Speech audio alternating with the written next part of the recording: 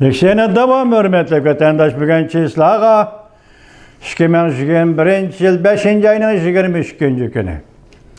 Demek üçüncü, Prezident Trump hükümeti devirdikidek Avrupa devletlerinin harbiy xarajını küçeytişine mecburlaş karakterde talep kılmadı.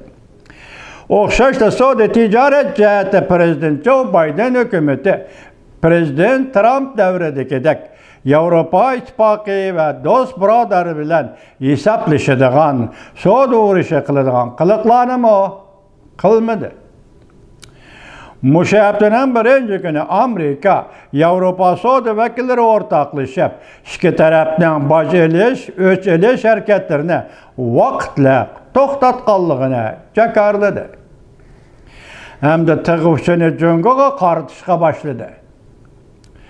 Jungoga munosabatlik yer shari xarakterlik mahsulot besilib qilish masalasini hal qilishga tayyorlandi. Belki Prezident Joe Biden hükümetining 5-2 numurliq türni jazolash harakatidan voz kechganligi aniqki Amerika hükümetining Avrupa İttifoqiga zo'r darajada yo'l qo'yishning bir qismidir. Undaq ta'siriy xarakterlik cho'ng savdo ekan, Amerika zo'r darajada yo'l qo'yish bilan birga Avrupa İttifoqi ham buningga munosabatlik javob qaytardi.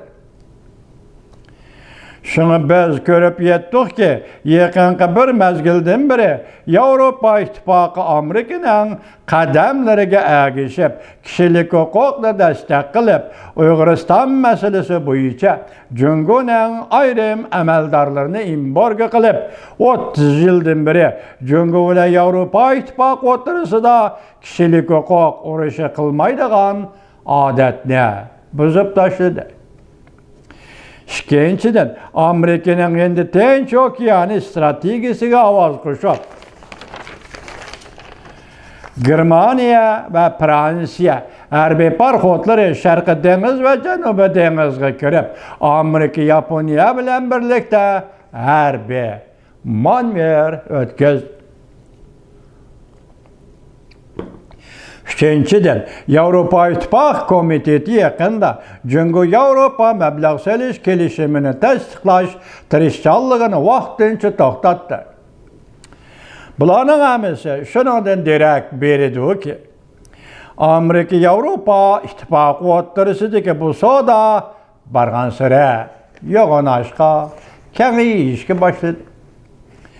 Bevosita axborot Undaqda Amerika Qo'shma Shtatlari davlat ishloqoti Antony Blinken bilan Rossiya Federatsiyasi Tashqi ishlar ministri Sergey Lavrov bilan yüz o'ltirib suhbat o'tkazib, istiqbolliq Rossiya Amerika munosabatini tiklashga izlanish, muhokama qilish ishini qanday tushundirsan? Demek hozir leksiya yozuvchi masalaning meg'iziga yetib keldi. Ya'ni nima? Rossiya Amerika munosabati. Alayda taklif qilingan obzorchi Li Xoping mundaq javob berdi. Rostilla, yaqinqi bir mezgillardan beri hech bo'lmasa mundaq qaraganda Amerika Rossiya munosabati hali darajada jiddiylashdi. Bu shundan derak berdiki, Amerika Rossiya Amerika munosabatini yaxshilab, yer shari doirasida Amerika qo'zg'agan bir maydon yangi so'g'oq munosabatlar urushi maqsadiga yetmoqchi bo'ldi. Prezident Joe Biden hükümetiga nisbatan aytganda, yangi so'g'oq munosabatlar urushida g'alaba qilish uchun Avrupa bilan ittifoqlashib, Yaponiya, Avstraliya qatorliq davlatlar bilan ittifoqlashib, Jungoga qarshi turishlar kerak edi. Biz boshqa vaziyatda dedik-ku. Avrupa bilan ittifoqlashib, Osiyo Tinch okean rayonidagi davlatlar bilan ittifoqlashib, Jungoga qarshi turishlar kerak edi. Rossiya bilan bo'lgan munosabatni yaxshilash uchun Prezident Joe Biden hükümeti Rossiya bilan asriy xarakterlik savdo qildi.